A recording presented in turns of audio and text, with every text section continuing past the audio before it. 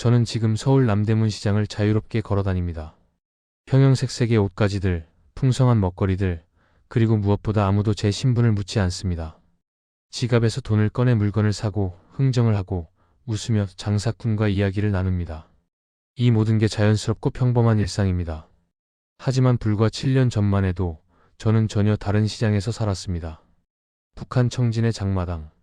겉으로 보면 비슷해 보일지 모릅니다. 사람들이 물건을 사고 팔고 흥정하는 모습까지도요. 하지만 그곳에서는 단 한순간도 긴장을 늦출 수 없었습니다. 보안원들의 단속이 언제 시작될지 모르고 중국산 물건을 판다는 이유로 끌려갈 수도 있었으니까요.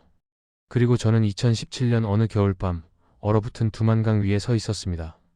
영하 20도의 추위 속에서 뒤에서는 북한 경비대의 발소리가 들려왔고 앞에는 중국이라는 미지의 땅이 있었습니다. 한 발짝만 잘못 디디면 얼음이 깨져 강물에 빠져 죽을 수도 있었고 뒤를 돌아보면 총을 든 군인들이 있었습니다. 그 순간 저는 생각했습니다. 이렇게 죽는 건가? 하지만 저는 살아남았습니다. 그리고 지금 여기 자유로운 대한민국에 서 있습니다. 이 믿기 힘든 탈출 여정이 궁금하시다면 구독과 좋아요 버튼을 눌러주세요. 여러분의 관심이 북한에 남아있는 제 친구들과 가족들에게 희망이 됩니다. 지금부터 20살 소녀가 어떻게 죽음을 무릅쓰고 국경을 넘었는지 그 전말을 들려드리겠습니다. 제 기억 속 북한은 늘 배가 고팠던 곳입니다. 2000년대 초반 저는 청진시 수남구역의 허름한 집에서 어머니와 단둘이 살았습니다. 아버지는 제가 5살 때 굶어 돌아가셨습니다. 고난의 행군 시기였죠. 당시 북한에서는 배급이 완전히 끊긴 상태였고 사람들은 살기 위해 스스로 무언가를 해야 했습니다. 그렇게 생긴 것이 장마당이었습니다. 10살 때부터 저는 어머니를 따라 장마당에 나갔습니다. 처음에는 어머니가 만든 두부를 팔았고 나중에는 중국에서 넘어온 생필품들을 팔았습니다. 비누, 치약, 양말, 옷까지. 국경 지역인 청진에서는 중국 물건이 많이 들어왔거든요. 물론 공식적으로는 불법이었지만 모두가 그렇게 살았습니다. 안 그러면 굶어 죽으니까요. 학교는 다녔지만 오전 수업만 듣고 오후에는 장마당에 나가야 했습니다. 선생님들도 다 알았지만 아무 말도 하지 않았습니다. 선생님들도 장마당에서 물건을 팔았으니까요. 급여가 한 달에 3,000원 정도였는데 그걸로는 담배 한 갑도 못 샀습니다. 쌀 1kg이 5,000원 정도 했으니까요. 장마당에서는 늘 긴장해야 했습니다. 보안원들이 단속을 나오면 물건을 챙겨서 도망가야 했습니다. 하지만 대부분은 뇌물을 주면 넘어갔습니다. 중국산 담배 한 보루 아니면 돈 몇만 원. 그게 북한의 현실이었습니다. 법이 있어도 권력이 있는 사람들은 뇌물로 모든 게 해결됐죠. 16살 때부터는 제가 직접 장사를 했습니다. 어머니 혼자서는 힘들었거든요. 저는 중국 옷가지를 팔았습니다. 조선족 브로커를 통해 물건을 받아서 마진을 남겨 팔았습니다. 장사에는 재능이 있었나 봅니다. 흥정도 잘했고 손님들과 이야기하는 것도 좋아했습니다. 그때만 해도 저는 이게 잘못된 건지 몰랐습니다. 그냥 이게 우리 삶이구나 싶었죠. 텔레비전에서는 김정은 원수님 덕분에 행복하다고 했지만 실제로는 모두가 장마당에서 목숨을 부지하고 있었습니다. 하지만 그 모순을 입 밖으로 내면 안 됐습니다. 말 한마디 잘못했다가는 정치범 수용소에 끌려가니까요. 그렇게 저는 20살이 될 때까지 장마당에서 자랐습니다. 친구들도 만났고 돈도 조금씩 벌었습니다. 평범하고 가난하지만 그럭저럭 살만했던 것 같습니다. 하지만 그 평온함은 오래가지 않았습니다. 2015년 가을 저는 21살이었습니다. 그날도 평소처럼 장마당에서 장사를 하고 있었는데 갑자기 방송 차량이 동네를 돌아다니기 시작했습니다. 인민 여러분, 오늘 오후 2시에 수남구역 인민문화광장에 모두 모이시오. 반동분자 처벌이 있겠습니다. 가슴이 철렁했습니다. 공개 처형이었습니다. 북한에서는 이런 일이 종종 있었습니다. 탈북 시도자, 한국 영화를 본 사람, 심지어 중국 전화를 사용한 사람까지. 이유는 다양했지만 결과는 같았습니다. 총사령. 저는 어머니와 함께 광장으로 갔습니다. 가지 않으면 오히려 의심받으니까요. 광장에는 이미 수천 명이 모여 있었습니다. 앞쪽에는 나무 기둥이 세워져 있었고 군인들이 총을 들고 서 있었습니다. 그리고 죄인들이 끌려 나왔습니다. 3명이었습니다. 첫 번째는 탈북을 시도했다가 중국에서 붙잡혀 북송된 사람이었고 두 번째는 한국 드라마 USB를 팔다 적발된 남자였습니다. 그런데 세 번째를 봤을 때 저는 숨이 멎는 줄 알았습니다. 선이었습니다. 제 친구였습니다. 선희는 저보다 2살 많았고 장마당에서 같이 장사를 하던 언니 같은 존재였습니다. 재미있고 활발한 사람이었죠.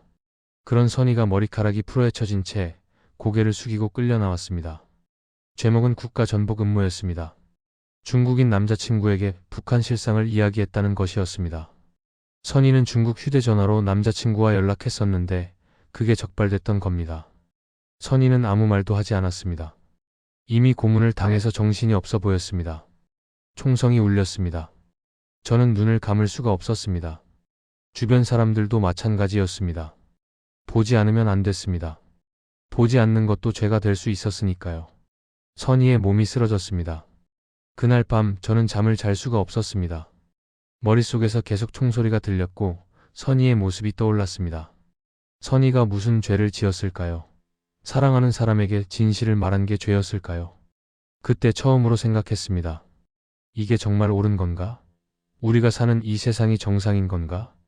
하지만 이런 생각조차 위험했습니다. 누군가에게 말할 수도 없었습니다. 어머니에게조차요. 자칫 잘못하면 우리 가족 전체가 정치범 수용소에 끌려갈 수 있었으니까요. 그날 이후 장마당에 나가도 예전처럼 편하지 않았습니다. 중국 물건을 팔 때마다, 중국 전화를 쓸 때마다 선희의 얼굴이 떠올랐습니다. 뭔가 잘못됐다는 걸 알았습니다. 하지만 어떻게 해야 할지는 몰랐습니다. 그리고 1년 후 저에게도 위기가 찾아왔습니다. 2016년 여름 모든 게 무너지기 시작했습니다. 먼저 장마당 단속이 극심해졌습니다. 김정은 집권 이후 시장 통제가 강화됐다는 소문이 돌았습니다. 예전에는 뇌물을 주면 넘어갔던 보안원들이 이제는 물건을 몽땅 압수하고 벌금까지 물렸습니다.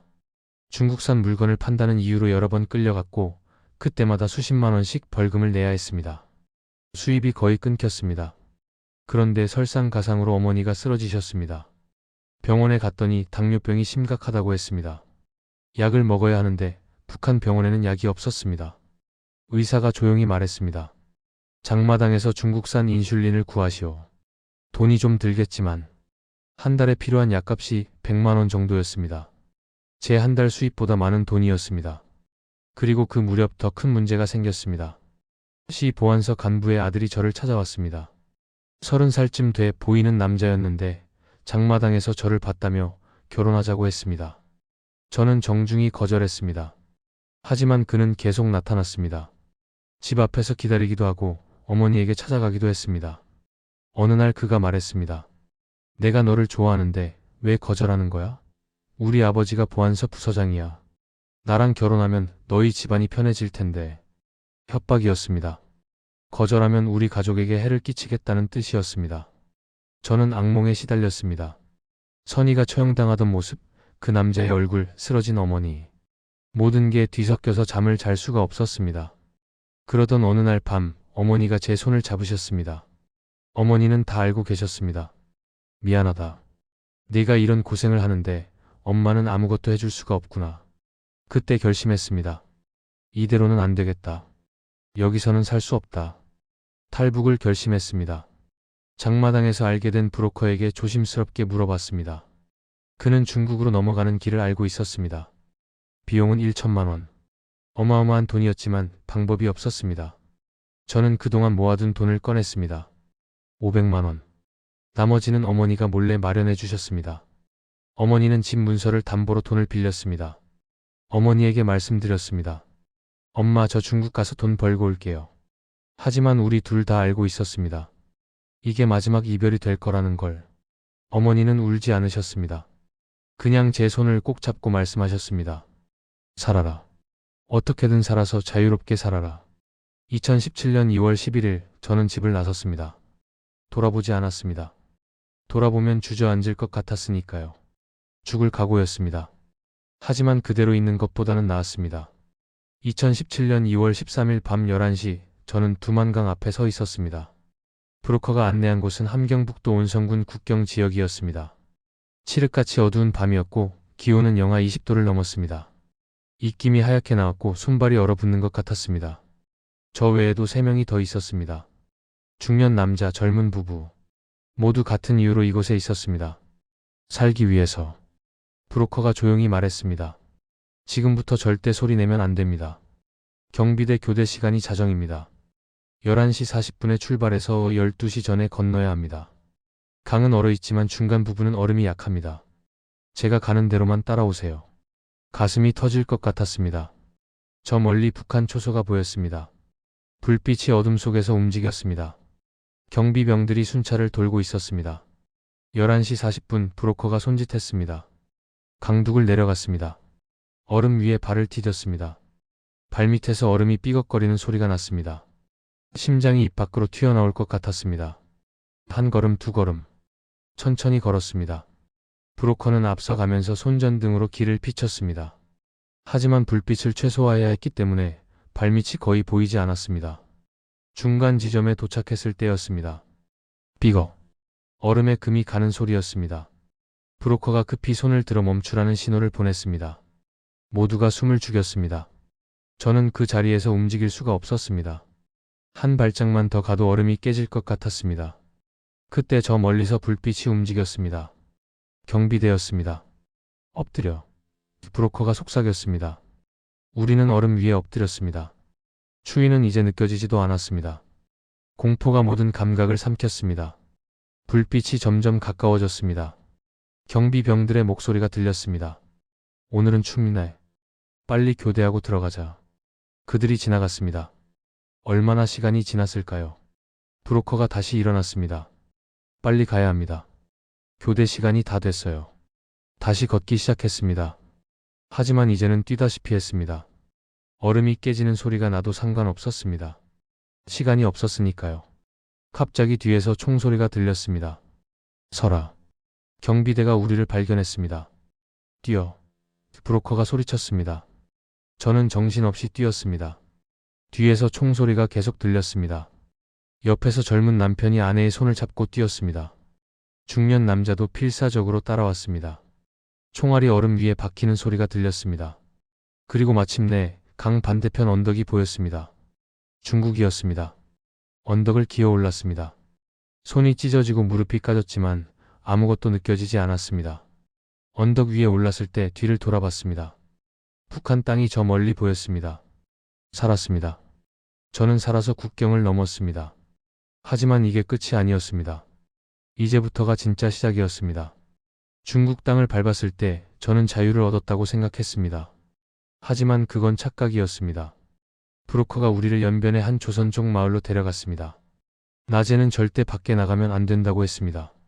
중국 공안이 탈북자를 단속하면 즉시 북한으로 송환되기 때문입니다. 송환되면 정치범 수용 소행이거나 공개 처형입니다. 저는 한 조선족 할머니 집 다락방에 숨었습니다. 창문도 작고 환기도 안 되는 방이었습니다. 할머니는 돈을 받고 탈북자들을 숨겨주는 분이었습니다. 친절하지는 않았지만 그나마 안전한 곳이었습니다. 낮에는 나갈 수가 없었습니다. 공안 단속이 언제 있을지 모르니까요. 그래서 하루 종일 방 안에만 있어야 했습니다. 창문 밖으로 사람들이 자유롭게 걸어 다니는 게 보였습니다. 너무나 부러웠습니다. 밤이 되면 조금씩 밖에 나갔습니다. 조선족 식당에서 설거지 같은 일을 했습니다. 일당은 50위안, 한국 돈으로 10,000원 정도였습니다. 신분이 없으니 제대로 된 일을 할 수가 없었습니다. 같이 도망친 젊은 부부는 다른 마을로 갔고 중년 남자는 며칠 후 한국행을 시도하다가 잡혔다는 소식을 들었습니다. 공안에 걸려서 북송됐다고 했습니다. 그 소식을 듣고 저는 밤에 잠을 잘 수가 없었습니다. 언제 저도 잡힐지 모른다는 두려움이 계속 엄습했습니다. 한 달쯤 지났을 때 브로커가 다시 나타났습니다. 한국 가려면 돈이 더 필요합니다. 400~500만 원. 저는 그런 돈이 없었습니다. 그러자 브로커가 말했습니다. 그럼 여기서 1년 정도 일해서 돈을 모으든지 아니면 중국 남자한테 시집 가든지. 끔찍했습니다. 탈북 여성들이 중국 남자들에게 팔려가는 경우가 많다는 건 알고 있었습니다. 하지만 저는 절대 그럴 수 없었습니다. 다행히 교회에서 도움을 주는 사람들을 만났습니다. 한국인 목사님과 조선족 전도사님이었습니다. 그분들은 탈북자들을 돕는 일을 하고 계셨습니다. 목사님이 말씀하셨습니다. 한국까지 갈 수 있도록 도와드릴게요. 하지만 시간이 좀 걸립니다. 동남아시아를 거쳐서 가야 해요. 희망이 보였습니다. 하지만 그 과정도 쉽지 않았습니다. 중국에서 6달을 더 숨어 지내야 했습니다. 그동안 여러 번 위기가 있었습니다. 공안 단속이 있다는 소식에 급히 다른 집으로 옮기기도 했고 브로커가 사라져서 연락이 끊기기도 했습니다. 가장 힘들었던 건 외로움이었습니다. 어머니는 어떻게 지내고 계실까? 제가 무사히 살아있는지도 모르실 텐데 북한에는 연락할 방법이 없었습니다. 연락했다가는 어머니가 위험해질 수 있었으니까요. 밤마다 울었습니다. 이게 자유인가? 방 안에 갇혀서 떨며 사는 게 자유인가? 하지만 포기할 수는 없었습니다. 여기서 잡히면 북한으로 돌아가는 겁니다. 그러면 죽음입니다. 2017년 8월 드디어 목사님이 연락을 주셨습니다. 준비됐습니다. 한국으로 가는 길이 열렸어요. 2017년 8월 23일 저는 중국을 떠났습니다. 목사님이 준비해준 위조 여권을 들고 비행기에 올랐습니다. 생전 처음 타는 비행기였습니다. 좌석에 앉아서도 믿기지 않았습니다. 진짜로 한국에 갈 수 있는 걸까? 하지만 긴장을 늦출 수 없었습니다. 공항 검색대를 통과할 때마다 가슴이 터질 것 같았습니다. 위조 여권이 발각되면 모든 게 끝입니다. 첫 목적지는 라오스였습니다. 탈북자들이 주로 거쳐가는 경로였습니다. 라오스 정부가 탈북자를 북한으로 송환하지 않고 한국으로 보내주는 경우가 많았거든요. 라오스 비엔티안 공항에 도착했을 때 브로커가 기다리고 있었습니다. 새로운 브로커였습니다. 중국의 목사님이 연결해준 사람이었습니다. 여기서 며칠 기다려야 합니다. 태국으로 갈 준비를 해야 하니까요. 라오스의 한 게스트하우스에 머물렀습니다. 다른 탈북자들도 여러 명 있었습니다. 모두 같은 목표를 가진 사람들이었습니다. 한국. 그런데 사흘째 되던 날 문제가 생겼습니다. 브로커가 갑자기 추가 비용을 요구했습니다. 상황이 바뀌었어요. 라오스 경찰 단속이 심해졌어요. 돈을 더 내야 안전하게 갈 수 있어요. 200만 원. 저는 그런 돈이 없었습니다. 이미 가진 돈을 다 썼으니까요. 다행히 함께 있던 다른 탈북자 언니가 도움을 줬습니다. 내가 먼저 내줄게. 한국 가서 갚으면 돼. 고마웠습니다. 낯선 곳에서 만난 사람이지만 같은 처지였기에 서로 도울 수 있었습니다. 일주일 후 우리는 태국으로 향했습니다. 버스로 국경을 넘었습니다. 이번에도 위조 서류였습니다. 국경 검문소를 통과할 때 손에 땀이 흥건했습니다. 태국 방콕에 도착했을 때 저는 울고 말았습니다. 브로커가 말했습니다. 이제 한국 대사관에 가면 됩니다. 거기 가서 탈북자라고 하면 대사관에서 보호해 줄 거예요. 한국 대사관. 그곳이 진짜 자유로 가는 마지막 문이었습니다. 2017년 9월 5일 저는 방콕 한국 대사관 앞에 섰습니다. 높은 담장, 태극기가 바람에 펄럭이고 있었습니다. 그 모습을 보는 순간 눈물이 멈추지 않았습니다. 경비원에게 다가갔습니다. 저는 북한에서 왔습니다. 도와주세요. 경비원이 놀란 표정으로 저를 봤습니다. 그리고 곧바로 대사관 직원을 불렀습니다. 대사관 직원이 나왔습니다. 한국 사람이었습니다. 한국말을 하는 한국 사람을. 괜찮아요. 이제 안전해요. 들어오세요. 그 말을 듣는 순간 저는 그 자리에 주저앉았습니다. 2017년 2월 13일 두만강을 건넌 지 7개월 만이었습니다. 중국, 라오스, 태국. 수천 킬로미터를 떠돌았습니다. 수없이 죽을 뻔했고 배신당하기도 했고 절망했던 순간도 많았습니다. 하지만 저는 여기까지 왔습니다. 한국 대사관 안으로 들어가는 순간 새로운 삶이 시작되는 걸 느꼈습니다.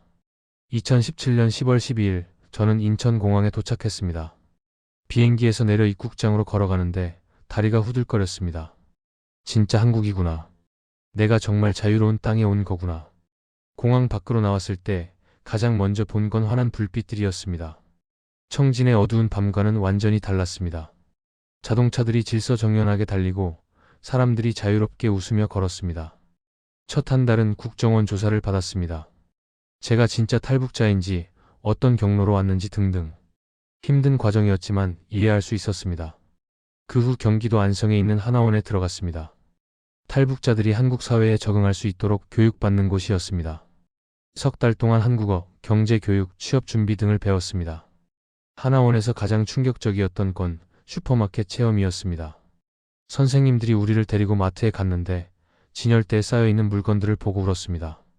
쌀, 과일, 고기, 과자. 이 모든 걸 돈만 있으면 마음대로 살 수 있다는 게 믿기지 않았습니다.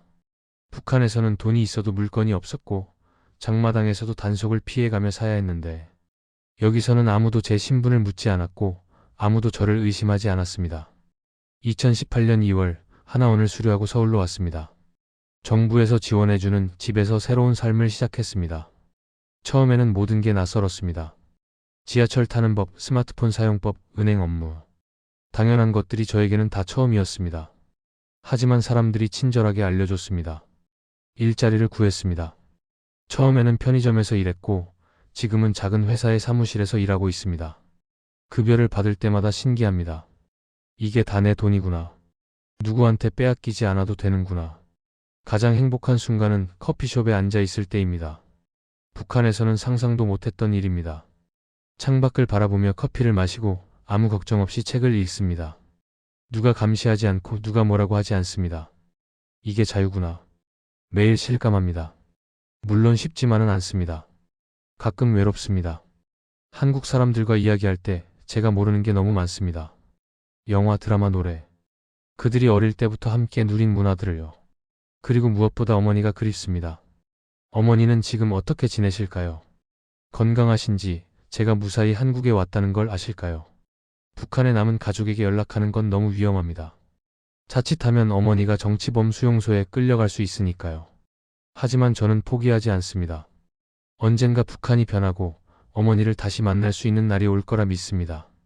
지금 이 영상을 보시는 여러분께 말씀드리고 싶습니다. 자유는 공짜가 아닙니다. 제가 이 자유를 얻기 위해 얼마나 많은 것을 잃었는지, 얼마나 많은 위험을 감수했는지 아십니까? 하지만 그만한 가치가 있었습니다. 북한에는 아직도 2,500만 명이 살고 있습니다. 그들도 자유를 꿈꿉니다. 하지만 꿈꾸는 것조차 죄가 되는 곳입니다. 부디 그들을 잊지 말아주세요. 저는 오늘도 자유로운 하늘 아래 걷습니다. 그리고 감사합니다.